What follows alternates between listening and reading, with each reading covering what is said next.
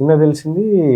చూసి ఎందుకు ఇట్లా చేసుకున్నాడమ్మా అంటే, పొద్దున్నుంచి నీ వీడియోలే చూస్తున్నా, ఇవాళ ఏదో ఒకటి ఉమ్, బీసీ ఉద్యమం ఏదో ఒకటి చేయాలి అని చెప్పని బయటికెళ్ళిండన్నా అని చెప్పి చెప్తా ఉంటే, అట్లా నేను ఇక్కడ ఉంటే అది జరగకపోనేమో నాతో మాట్లాడితే.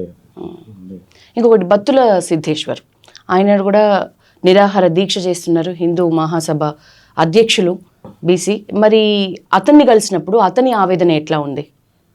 ఒకటి, ఈ అన్నిటికీ మూల కారణం ముఖ్యమంత్రి రేవంత్ రెడ్డి గారు, ఈ తెలంగాణ ప్రభుత్వం. 42% రిజర్వేషన్ అనేది ప్రభుత్వం మాట నిలబెట్టుకుంటే ఇవాళ సాయి ఈశ్వర్ సూసైడ్ అటెంప్ట్ కానీ, బత్తుల సిద్ధేశ్వర్ నిరాహార దీక్ష కానీ ఇక్కడ ఒక మాట మళ్ళన్న అక్షర సత్యం. మీరు అన్నది అక్షరాల ట్రాష్ అన్నారు, పొలిటికల్ డ్రామా అన్నారు, అక్షరాల అదే నిజమైంది.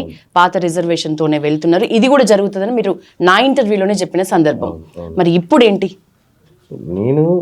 నేను ఈ ఉద్యమం పట్ల, ఈ ప్రజల పట్ల ప్రేమ అభిమానం ఉంది కాబట్టి వాళ్ళకి ఏం జరగబోతుందో ఊహించి ముందే పసిగట్టి చెప్తా ఉన్నా. ఆ రోజు మీకు చెప్పింది కూడా ఈరోజు కూడా చెప్తా ఉన్నా.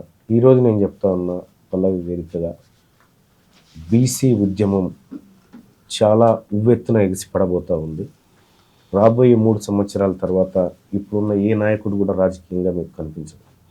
అదే జరుగుతుంది 100%. సో ఇది నివురుగప్పిన నిప్పులాగా ఇప్పుడు ఉన్నటువంటి పరిస్థితి.